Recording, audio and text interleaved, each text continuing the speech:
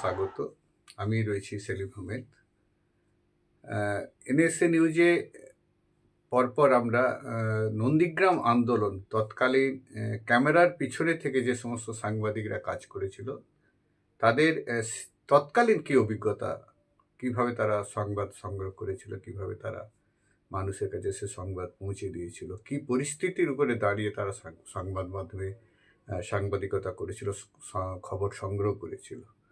আমরা তৎকালীন senior journalist সাংবাদিক সুব্রত গুহকে দিয়ে শুরু করেছি। পরবর্তীকালে আরেকজন একবার প্রত্যক্ষ জমিতে দাঁড়িয়ে যে সাংবাদিকতা করেছিল সুমন মণ্ডল, তার আমরা 1-2 প্রথম পর্ব, দ্বিতীয় পর্ব ইতিমধ্যে আপনাদের সামনে রাখতে পেরেছি এবং আজ তার তৃতীয় পর্ব এবং শেষ পর্ব আমি তুলে ধরছি।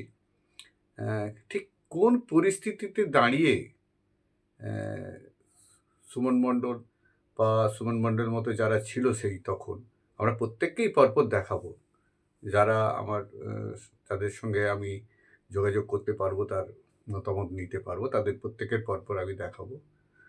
বিভিন্ন নাম আছে তৎকালীন নন্দীগ্রাম আন্দোলনে তারা কিভাবে কাজ করেছিল এবং অবশ্যই পর্দার পেছনে থেকে কাজ, ক্যামেরার পেছনে থেকে কাজ।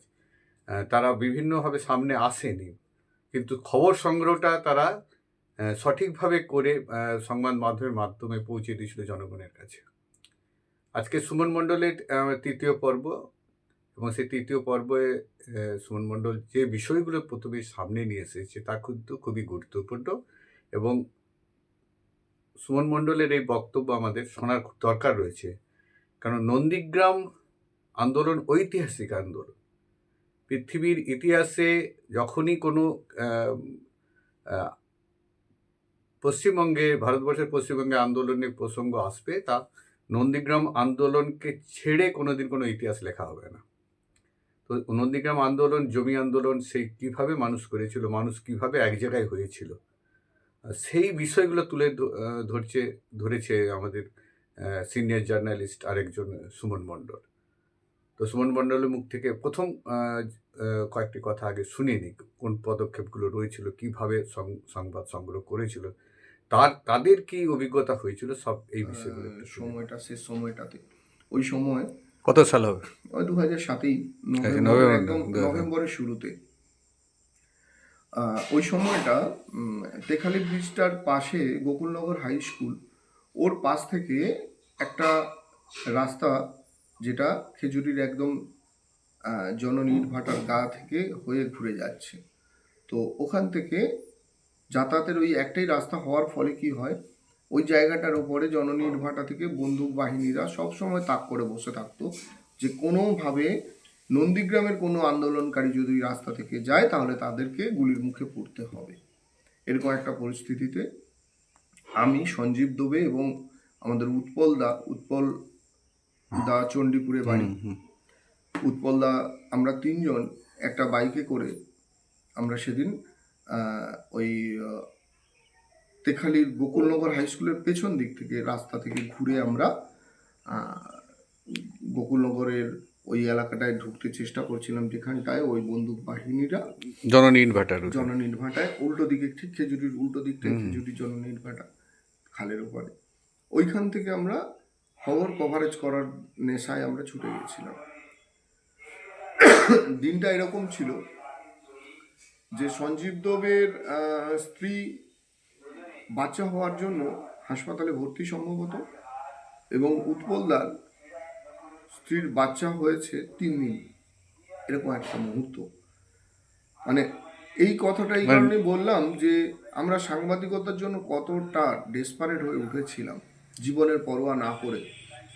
যেখানে বাড়িতে একজন প্রেগনেন্ট ওয়াইফ বাচ্চা হওয়ার মুখে, আরেকজনের প্রেগনেন্ট ওয়াইফ সদ্য বাচ্চা জন্ম হয়েছে 3 দিন, আমরা সেসব মায়ার ত্যাগ করে ঝাঁপিয়ে গেছিলাম যে খবর সংগ্রহ করতেই হবে, গুলিগোলা চলছে, এটা আমাদের তুলে ধরতেই হবে। তো আমরা একেবারে গিয়ে বন্দুক বাহিনীর সামনে পড়ে যাই।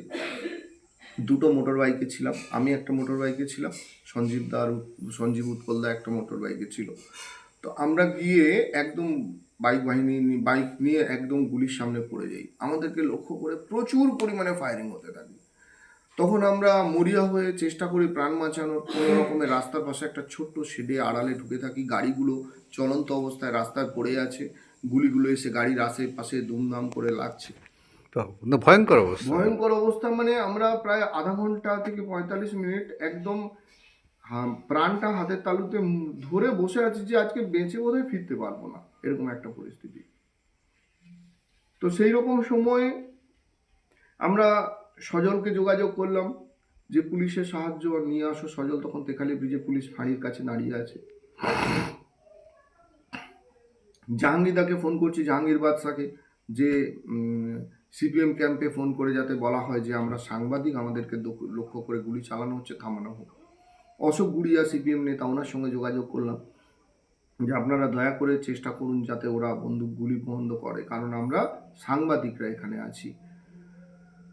দীর্ঘক্ষণ সব দিকে বোঝানোর পরে তারা কনভিন্স হলো যে আমরা সাংবাদিকরা ওই জায়গায় পৌঁছেছিলাম, আমরা কোনো আন্দোলনকারী নয়। তখন গিয়ে গুলিগোলাটা থামলো।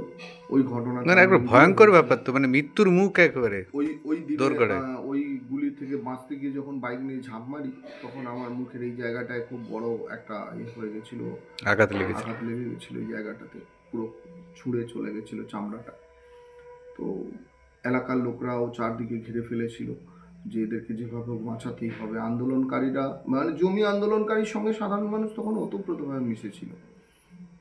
তো এরকম পরিস্থিতি। এইখান থেকে আমরা দীর্ঘ সময় পর সজল উদ্যোগ নিয়ে পুলিশ অফিসারদের নিয়ে এসে, আমি ওই অফিসারের নামটা এই মুহূর্তে মনে করতে পারছি না, উনি মানে এক প্রকার অফিসারদের উঁচুতলার আধিকারিকদের নির্দেশ অমান্য করেই উনি একটা বিশাল বাহিনী নিয়ে এগিয়ে এসেছিলেন যে সাংবাদিকদের জীবন বাঁচাতে হবে আমাদেরকে।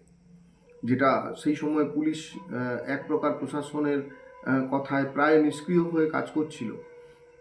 আর তারা কি কর্তব্য বিমূঢ় যে নন্দীগ্রামের জমি আন্দোলনকারীদের জন্য তারা কাজ করবে, নাকি তারা নিরপেক্ষভাবে কিভাবে কাজ করবে। তো সেই পরিস্থিতি থেকেও ওই পুলিশ অফিসার ভীষণ, মানে নিজের দায়িত্বে বিরাট একটা বাহিনী নিয়ে, বন্দুক নিয়ে, আমাদের দেখা যে এইভাবে আমাদের উদ্ধার করার জন্য বন্দুক বাহিনী নিয়ে ঘিরে ফেলে গোটা এলাকাটা আমাদেরকে উদ্ধার করেছিল। আর এই আন্দোলনের সময় আমরা বেশ কিছু মুহূর্ত খুব মনে পড়ে, বহু মানুষের মুখ মনে পড়ে। যেমন ধরুন 14ই মার্চ আমরা যখন নন্দীগ্রাম জুড়ে গুলিগোলা চলছে, নন্দীগ্রামে পুলিশ, 14ই মার্চ ব্যাপক পুলিশি অভিযান, নন্দীগ্রামে পুলিশি অভিযান। এই দিনটা এই কারণে মনে আছে, 14ই মার্চের দিন খুব ভোর থেকে, আমরা আগে থেকেই যখন জানি যে পুলিশ অভিযান করবে, আমরা খুব ভোর থেকে নন্দীগ্রামে পৌঁছে গেছিলাম। ওর মধ্যে ভোলা বিজলি ও চলে গেছিল মহেশপুরে। মহেশপুরে একটা বড় পুলিশি অভিযান ছিল। আর আমরা কয়েকজন চলে গেছিলাম মহেশপুর পেরিয়ে তেখালির দিকে এগিয়ে গেছিলাম। আর কয়েকজন সোনাচূড়ার দিকে হয়ে ওখানে গিয়ে ওরা করেছিল। কিন্তু আসল পুলিশ অভিযানটা অ্যাকচুয়ালি হয়েছিল নন্দীগ্রাম থানা থেকে মহেশপুর এলাকাটার উপরে, তেখালি ব্রিজের ওপরটা, এবং ভাঙাভেড়া ব্রিজ থেকে সোনাচূড়া মুখে। এই সোনাচূড়া এলাকাটায় ওখানে যখন আন্দোলনকারীরা পুরো নন্দীগ্রামের ওই রাস্তাটা পুরো ঘিরে দাঁড়িয়েছিল, ওখান থেকে পুলিশ নির্বিচারে গুলি চালালো। আবার পুলিশেরই একাংশ দেখলাম যে তারা এই গুলি চালানোর বিরুদ্ধে প্রতিবাদে সরব হয়েছিল, আমাদের কাছে এসে তারা মুখ খুলেছিল যে এইভাবে নির্বিচারে সাধারণ মানুষের উপর গুলি চালানো ঠিক হয়নি। কিন্তু পুলিশের সঙ্গে তখন প্রচুর পরিমাণে সিপিএমের নেতা কর্মীরা ভাঙাভেড়া ব্রিজের পেছনটায় দাঁড়িয়েছিলেন। যখন আস্তে আস্তে করে পুলিশ গুলি চালিয়ে চালিয়ে এগিয়ে এলো, আন্দোলনকারীরা ছত্রভঙ্গ হয়ে গেল, একাধিক লোক গুলি খেয়ে লুটিয়ে পড়ে গেল। এরকম পরিস্থিতিতে আন্দোলনকারীরা ছত্রভঙ্গ হয়ে গেল। তখন পুলিশ এবং সিপিএমের লোকরা আস্তে আস্তে করে সোনাচূড়া থেকে ঢুকে এলো, সোনাচূড়া হাই স্কুলে পুলিশ ক্যাম্প করলো এবং গোটা রাস্তাটা লাল পতাকায় মুড়ে দেওয়া হলো। এরকম একটা মুহূর্ত। আর এদিকে ঠিক মহেশপুর বাজারের পেছনে একটা জমির ওপরে আন্দোলনকারীরা জমির একদিকে পুরো দাঁড়িয়েছিল এবং পুলিশ আরেক দিক থেকে, প্রথমে দূর থেকে মাইকে বলা হচ্ছিল যে আপনারা সরে যান, আপনারা চলে যান, কিন্তু ওখানে লোকেরা সরেনি, তারাও প্রতিবাদ করছিল জমি অধিগ্রহণ হতে দেব না। এরকম একটা মুহূর্তে পুলিশ হঠাৎ করেই গুলিগোলা শুরু করলো। এবং সেখানে দেখা গেল যে নন্দীগ্রাম চটি পরা জমি পুলিশকেও আন্দোলনে আমরা দেখেছি। একটা বিষয় খুব সামনে এসেছিল, চর্চিত ছিল বিষয়, বিশেষ করে বিরোধীরা তখন ছিল বামফ্রন্ট সরকার, এবং বামফ্রন্ট সরকারের সময় এই আন্দোলন হয়েছিল, এবং বামফ্রন্ট সরকারের যে পুলিশ ছিল তার বিরুদ্ধেই কিন্তু মানুষের মূল ক্ষোভ একটা গিয়ে পৌঁছেছিল, এবং তৎকালীন একটা চর্চাতে যেটা উঠে এসেছিল চটি পরা পুলিশ।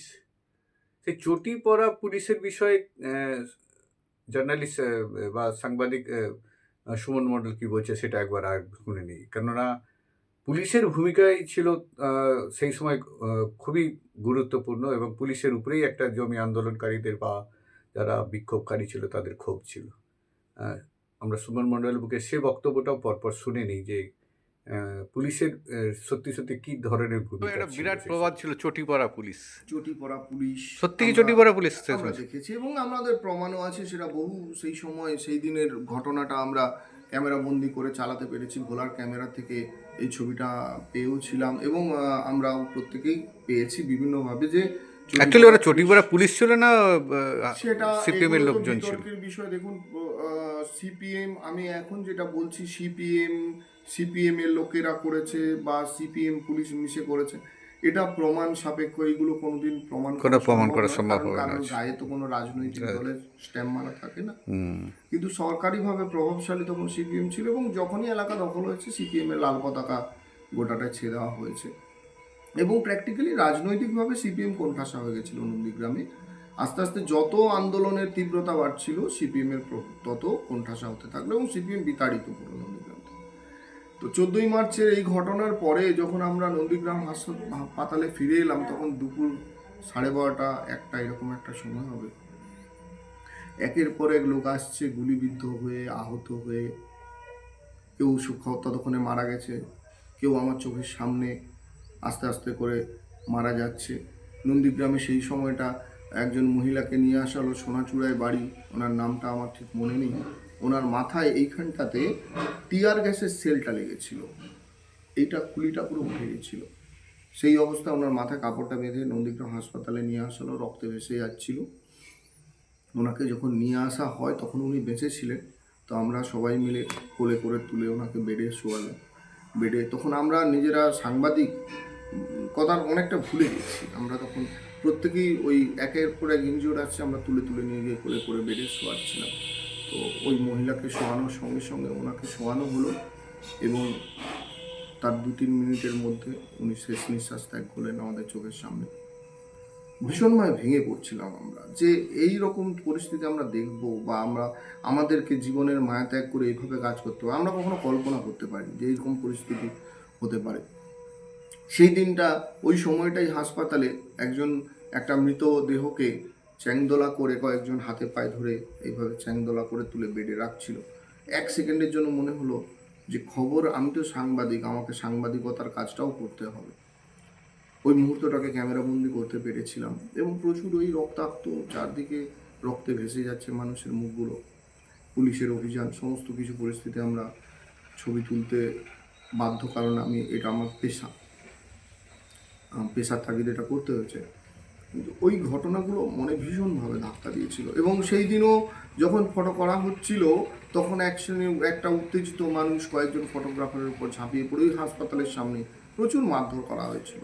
তাতে প্রদীপ ভৌমিক ছিল, প্রদীপ তখন সুজিতদার ক্যামেরাম্যানের কাজ করতো এই টিভিতে। প্রদীপকে তাড়া করে নিয়ে চলে গেল, জলাতে ছুটে ছুটে ওকে মারধর করা হলো।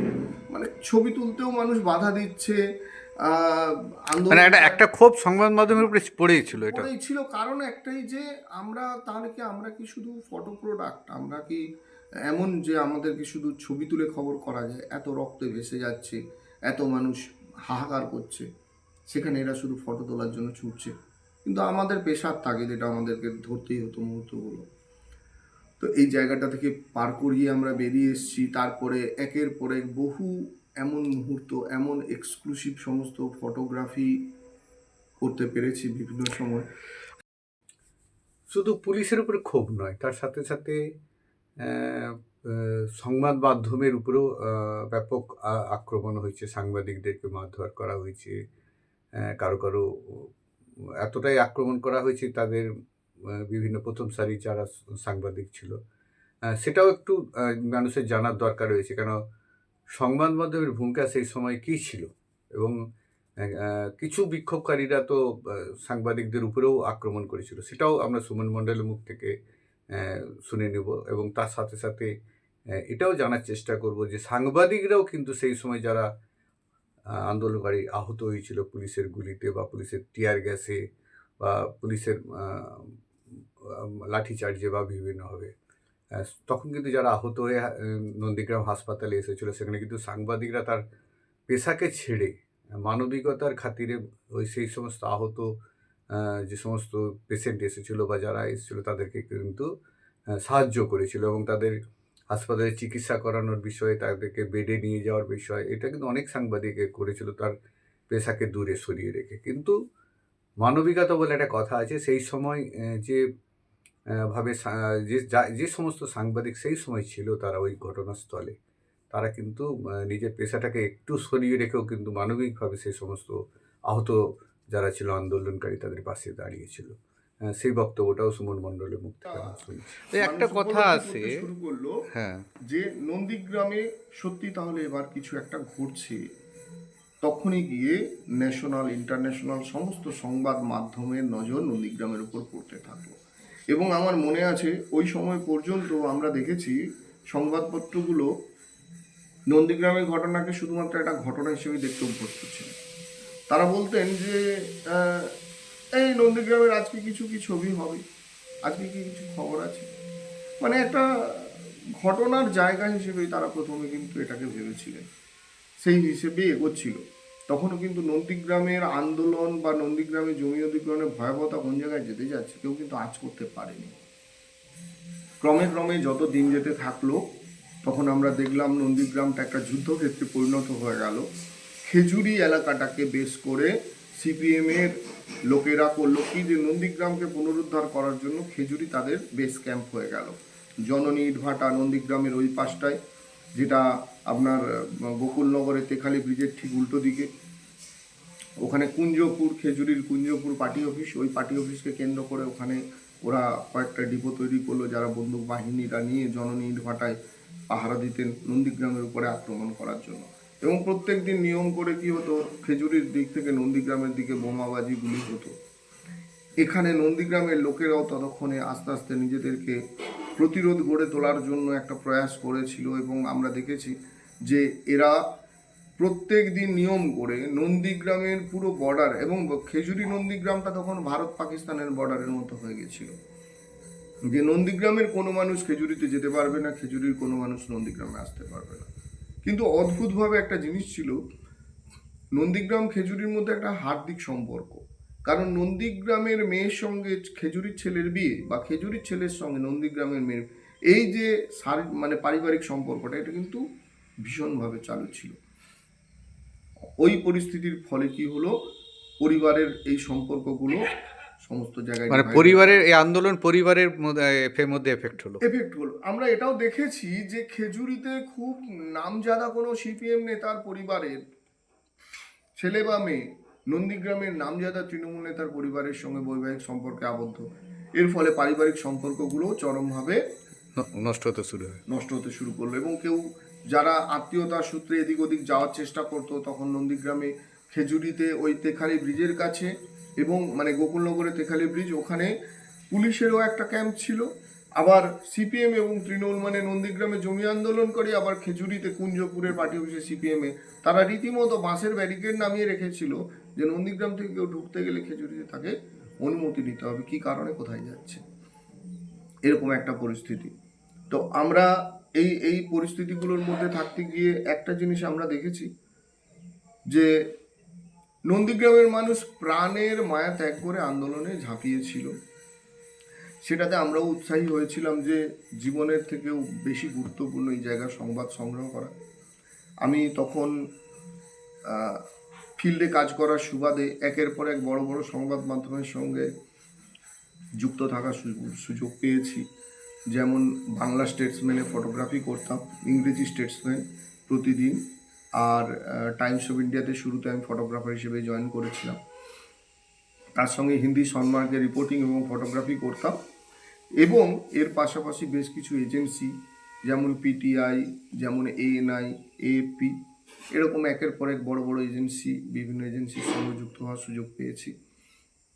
তো আমি বরাবরই নিউজ সংবাদপত্রের সঙ্গে যুক্ত থাকার ফলে আমি স্টিল ছবি এবং এইগুলোর মধ্যেই থাকার সুযোগ পেয়েছি। তো আমরা দেখেছি ওখানে যেমন মানুষ ভয়ডরহীনভাবে লড়েছে, তো আমরা কয়েকজন সাংবাদিক নিজেদের জীবনের মায়া ত্যাগ করেই আমরা পড়েছিলাম। প্রত্যেক মুহূর্তে জীবন হাতের তালুতে নিয়ে ঘুরে বেরিয়েছি।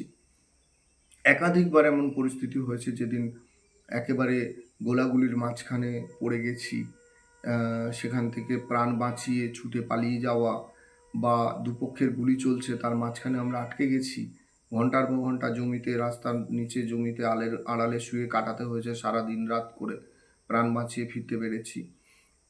তো এরকম একটা ঘটনা আমার খুব মনে পড়ে। এটা ছিল একেবারে নন্দীগ্রাম আন্দোলনের শেষ পর্যায়ে। একেবারে শেষে জেনে নেব,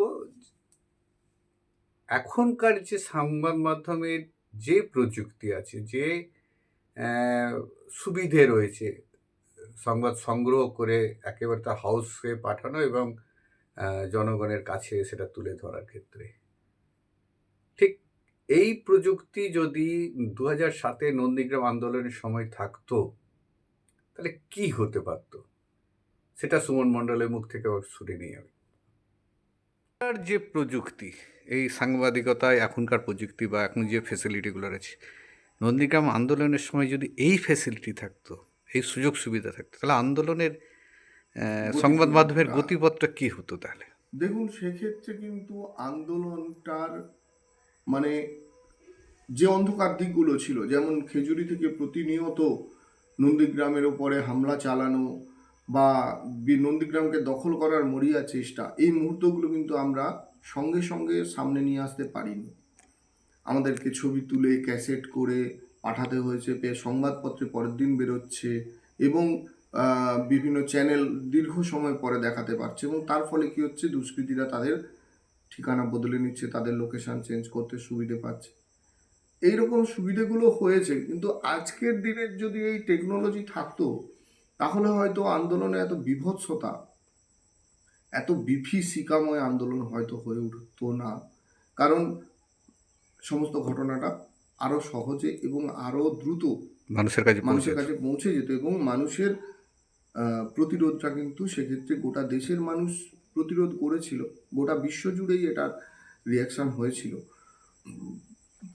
সেটা হয়তো কেন্দ্রীয় স্তরে কেন্দ্রীয়ভাবে আরো তৎপরতার সঙ্গে, হয়তো কেন্দ্রীয় বাহিনী দিয়ে আরো তৎপরতার সঙ্গে এটাকে থামিয়ে দেওয়া অনেক সহজ হতো সাংবাদিকতা তখন, সাংবাদিকতা অবশ্যই সহজ হতো এখনকার প্রযুক্তি থাকলে। এখনকার প্রযুক্তির সঙ্গে এখন আমরা সেইখান থেকে বেরিয়ে এসে এখন কি হয়, জেলার জুড়ে যেখানে যা কিছু ঘটে, ঘটনা ঘটার কয়েক মুহূর্তের মধ্যে আমরা তার ছবি, ভিডিও, সমস্ত বিস্তারিত তথ্য হাতে পেয়ে যাচ্ছি।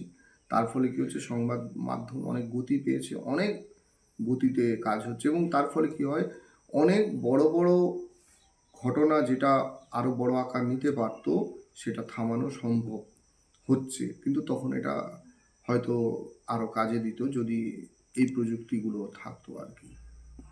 নন্দীগ্রাম আন্দোলন এবং সুমন মণ্ডল, সাংবাদিক সুমন মণ্ডলের মুখ থেকে তার প্রথম পর্ব, দ্বিতীয় পর্ব এবং তৃতীয় পর্ব আমরা শুনে নিলাম। এরপরে আরও নন্দীগ্রাম আন্দোলনে যারা একবারে জমিতে থেকে, মাফ করবেন, জমিতে থেকে যারা ক্যামেরার পিছনে থেকে কাজ করেছিল, যারা ক্যামেরা সামনে আসেনি কোনো দিনই, কিন্তু প্রত্যেকটা সেই সময়কার যে ছবি, সেই আতঙ্কের ছবি, সেই আন্দোলনের ছবি তুলে ধরেছিল, এবং তাদের যে বক্তব্য আরও আপনারা পরপর দেখতে থাকবেন এনএসএ নিউজে, এবং এনএসএ নিউজ আপনারা দেখতে থাকুন, সুপরামর্শ থাকলে দেন, আরও কী করলে ভালো হয় বা কী ধরনের জিনিস আপনারা চাইছেন সেটাও আপনারা মতামত প্রকাশ করুন, এবং খুবই ভালো থাকবেন, সঙ্গে থাকবেন এনএসএ নিউজে।